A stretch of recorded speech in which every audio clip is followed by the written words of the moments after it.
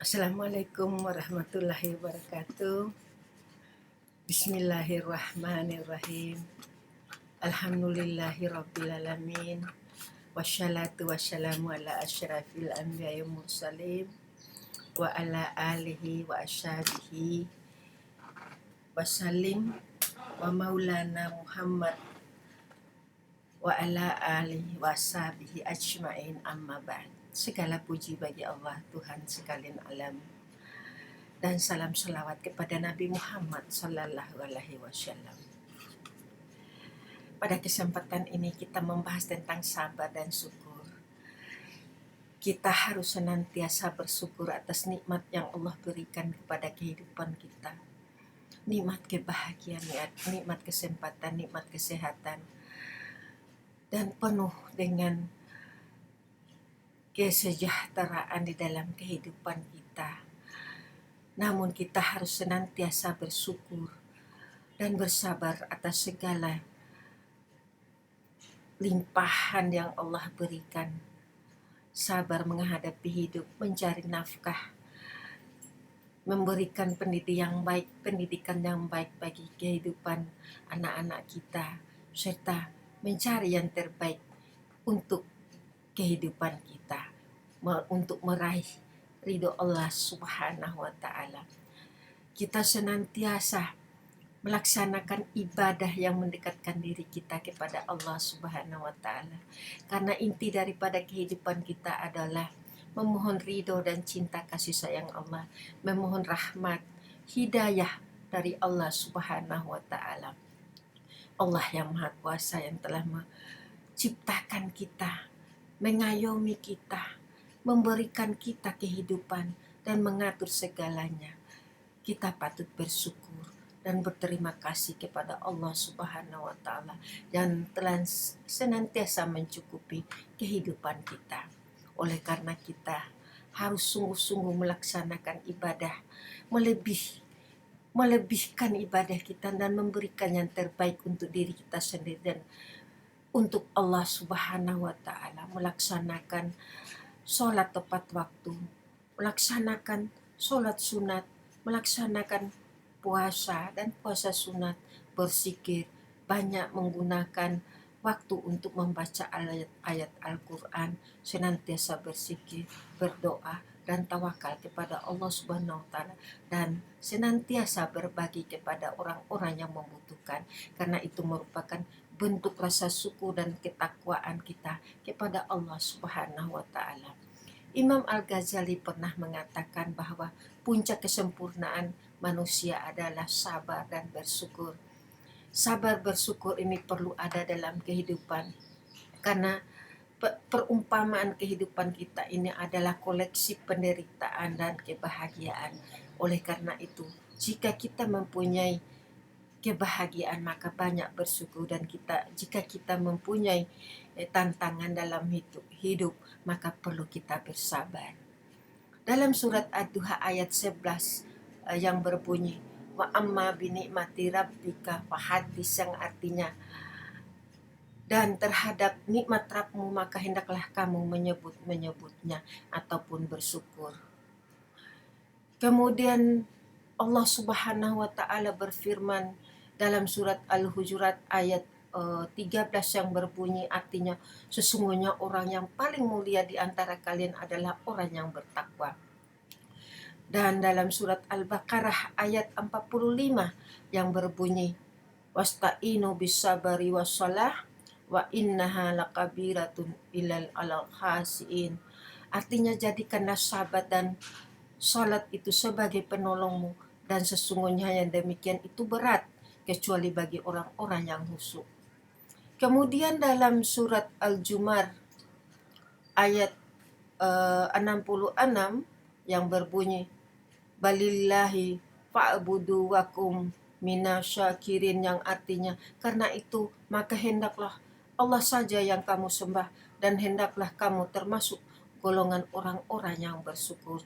Kemudian dalam surat Al-Baqarah ayat 152 yang berbunyi waskuruni askurukum waskuruli wala takfurun, yang artinya karena itu ingatlah kamu kepadaku niscaya aku ingat pula kepadamu dan bersyukurlah kepadaku, niscaya janganlah kamu mengingkari nikmatku. Demikianlah bunyi surat Al-Baqarah ayat 152. Kemudian pada surat As-Surah ayat 43 yang mengatakan bahwa sabar merupakan perbuatan mulia yang berbunyi walamma sabara wa ghafara inna zalika lamin ajmil umur, yang artinya dan barang siapa yang bersabar dan memaafkan, sungguh yang demikian itu termasuk perbuatan yang mulia. Kemudian ada satu kisah pada zaman dahulu, yaitu kisah tentang Abu Kilabah. Yang ini merupakan satu kisah sahabat yang mengharukan. Dari kisah tersebut kita bisa belajar kemudian bagaimana mensyukuri apa yang kita miliki dan tetap bersabar dengan apa yang kita alami dalam kehidupan kita ini. Riwayat ini diriwayatkan oleh Ibnu Hibban dalam kitab Al-Sifat yang diriwayatkan oleh Abdullah bin Muhammad. Ia mengatakan, suatu hari aku pernah berada di daerah perbatasan wilayah Aris di Mesir.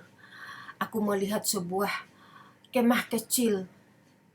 Dari kemah itu menunjukkan bahwa pemiliknya adalah orang yang sangat miskin. Lalu aku pun mendatangi kemah tersebut di padang pasir dan melihat apa yang ada di dalamnya. Kemudian aku melihat seorang lelaki tua, namun dia bukan laki-laki yang biasa. Kemudian kondisi laki-laki itu berbaring dengan tangan dan kakinya bengkak, matanya buta, telinganya tidak mendengar, dan anggota tubuhnya pun yang lain sakit, kecuali lisannya, dan ia pun berbicara. Ya Allah, berilah aku ilham untuk tetap mensyukuri nikmat-Mu yang Engkau telah berikan kepadaku, dan Engkau sangat memuliakan aku dari ciptaan-Mu yang lain. Kemudian aku pun menemuinya dan berkata kepada orang itu, wahai saudaraku, nikmat Allah yang mana engkau syukuri? Kemudian laki-laki itu pun menjawab, wahai saudaraku, diamlah. Demi Allah, seandainya Allah mendatangkan lautan, niscaya laut tersebut akan menenggelamkanku. Atau gunung api pasti akan membakarku. Atau menjatuhkan langit kepadaku dan pasti meremukkanku. Dan aku tidak akan mengatakan apapun kecuali rasa syukurku kepada Allah. Aku kembali bertanya, bersyukur atas apa? Lelaki itu pun menjawab, tidakkah engkau melihat? Ia telah menganugerahkanku lisan yang senantiasa bersikir dan bersyukur. Di samping itu aku juga memiliki anak yang waktu sholat ia selalu menuntunku ke masjid dan ia pula menyuapiku. Namun sejak 3 hari ini dia tidak kemari. Bisakah engkau tolong carikan dia? Aku pun menyanggupinya dan pergi mencari anaknya. Setelah beberapa saat aku mencari, aku mendapati jenazah anak tersebut sedang dikelilingi oleh singa. Ternyata anak laki-laki itu sudah dimakan oleh binatang buas. Aku pun bingung bagaimana caranya aku mengatakan kepadanya. Aku kembali dan berkata, wahai saudaraku, sudahkah engkau mendengar kisah tentang Nabi Ayub? Laki-laki itu menjawab, iya, aku tahu kisahnya. Kemudian aku bertanya lagi, sesungguhnya Allah telah memberinya cobaan dalam urusan hartanya. Bagaimana keadaan dalam menghadapi musibah itu? Ia menjawab, ia menghadapinya dengan sabar. Aku kembali bertanya, wahai saudaraku, Allah telah menguji Ayub dengan kefakiran. Bagaimanakah keadaannya? Ia menjawab, ia bersabar. Aku kembali bertanya, ia pun diuji dengan tewas semua anak-anaknya. Bagaimana keadaannya? Ia menjawab, ia tetap bersabar. Aku kembali bertanya, ia diuji juga dengan penyakit di badannya. Bagaimana keadaannya? Ia menjawab dan balik bertanya, ia tetap bersabar. Sekarang katakan di mana anakku? Kemudian aku pun berkata, sesungguhnya putramu telah aku temukan di antara gundukan pasir dalam keadaan telah diterkam dan dimakan oleh binatang buas. Semoga Allah melipat gandakan pahala bagimu dan menyabarkan engkau. Kemudian laki-laki itu mengatakan, Alhamdulillah, dia tidak meninggalkan keturunan bagiku yang akan bermaksiat kepada Allah sehingga dia akan diazab di neraka. Kemudian ia menarik napas panjang, lalu ia pun meninggal. Aku pun membaringkannya dan berpikir, apa yang aku harus perbuat? Aku sendirian, bagaimana aku bisa mengurus jenazah ini? Kemudian aku menutupnya dengan jubahku. Dan beberapa saat lewatlah 4 orang yang laki-laki yang mengendarai kuda. Mereka berkata, wahai saudara, apa yang terjadi padamu? Kemudian aku pun menceritakan kepada mereka apa yang aku alami. Dan aku meminta bantuan kepada mereka untuk mengurus jenazah laki-laki itu. Mereka bertanya, siapakah dia? Aku menjawab, aku tidak mengenalnya. Dia dalam keadaan sakit dan sangat memprihatinkan. Kemudian keempat laki-laki itu meminta aku membuka menutup wajahnya. Karena mungkin di salah satu mereka ada yang mengenalnya. Ketika aku membuka penutup wajahnya, tiba-tiba mereka tersentak. Lalu menciumnya dan menangisinya. Dan berkata, Subhanallah, wajah yang senantiasa bersujud kepada Allah, mata yang selalu menunduk atas apa yang diharamkan Allah, tubuh yang selalu sujud tatkala orang-orang dalam keadaan tidur. Aku pun bertanya, kalian mengenal laki-laki ini? Mereka menjawab, apakah engkau tidak mengenalnya? Aku menjawab, aku tidak mengenal siapa laki-laki ini. Kemudian mereka pun berkata, ini adalah Abu Kilabah, sahabat dari Ibnu Abbas. Laki-laki ini pernah dimintai oleh Khilafah untuk menjadi seorang hakim, namun ia menolak menjabat tersebut dan ia pun pergi ke Mesir dan kita menemuinya sekarang dalam keadaan wafat. Kemudian Abdullah bin Muhammad bersama 4 laki-laki tadi memandikan dan mengafaninya dan menyolatkannya dan memakamkan beliau.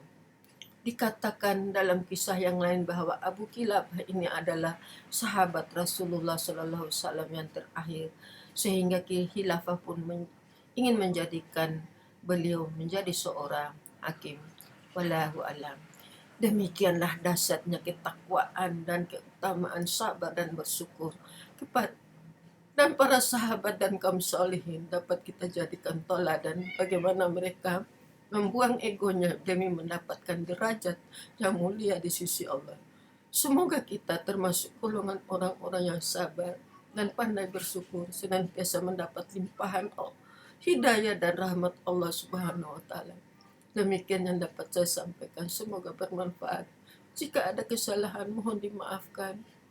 Wabillahi taufiq wa hidayah. Wassalamualaikum warahmatullahi wabarakatuh. Alhamdulillahi rabbil alamin.